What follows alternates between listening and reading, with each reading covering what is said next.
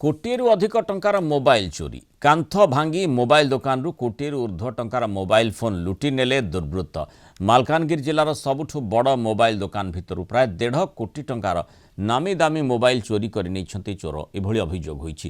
ସିସିଟିଭିରେ ଚୋରି ବେଳର ସମ୍ପୂର୍ଣ୍ଣ ଭିଡ଼ିଓ ରେକର୍ଡ ହୋଇଛି।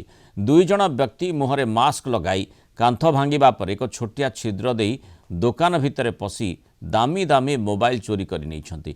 पुलिस सीसीटीवी फुटेज जांच करने पर तदंत आरंभ करिछि। गोटे बस्ता मोबाइल रास्ता कड़े चोर छाड़ी देइछन्ति।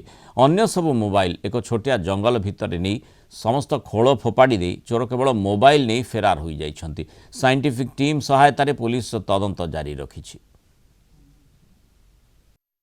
दुकान खोलवा टाइम जो 10टा टाइम रोचे आम 10टा दुकान खोलू तब देखला बेलू जो सेल्फ रोचे सेल्फ जो स्टॉक रहा कथा से स्टॉक ना तो पिला मैंने भितर गला कहते भाईना गोटे दुकान कांथटा बड़ होना होल गोटे तो देखला बेलू ना बड़ बड़ होल होठू सब मानने मुझे भाविली ना चोर फोर आसपर सीसीटीवी जाना देखला जापर ना एक्चुअली से चोरी होमर स्टॉक भी से ना पाखापाखि 1.5 कोटी मोबाइल थिला brand Oppo Vivo MI iPhone Samsung सब प्राय सब ब्रांड था। सीसीटीवी फुटेज देखलु ना नहीं गले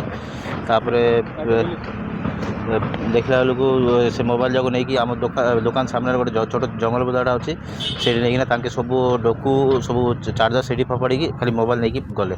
आम सीसीटीवी जापर 3 जन आसते कि भितर जड़े ही एंट्री करते आउ 6 बस्ता मोबाइल नहीं जाते टोटाल 7 बस्ता नहीं जाते गोटे बस्ता छाड़ी जाते आउ 6 बस्ता नहीं गले।